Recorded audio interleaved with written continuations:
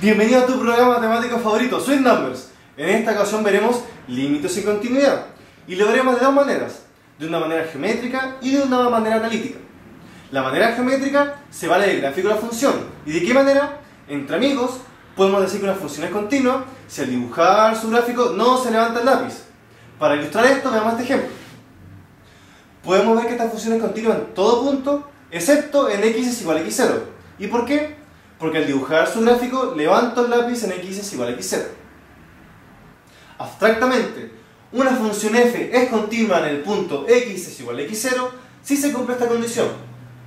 Observa que en este lado estamos calculando un límite y en este otro lado estamos evaluando el punto x es igual a x0 en la función.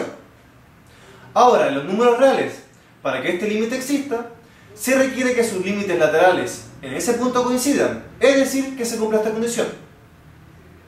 Para ilustrar todo esto, consideremos el siguiente ejemplo. Analicemos la continuidad en R de esta función.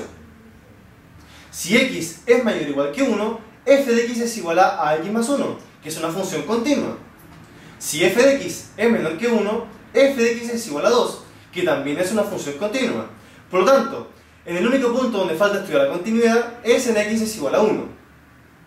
Por lo anterior, esta función será continua en x es igual a 1 si se cumple esta condición. Ya sabemos que f de 1 es igual a a más 1, por lo tanto nos falta ver la existencia de este límite, y para ello ocuparemos los límites laterales. Queremos que sus límites laterales coincidan en x es igual a 1, es decir, se cumple esto. Si desarrollamos, obtenemos que a más 1 es igual a 2, y de esa forma concluimos que a es igual a 1. Finalmente, la función f será continua en todo R si a es igual a 1. Y eso es todo lo de continuidad. No te olvides, la matemática es una herramienta súper útil y muy divertida. Visita nuestra página web www.sweetnumber.cl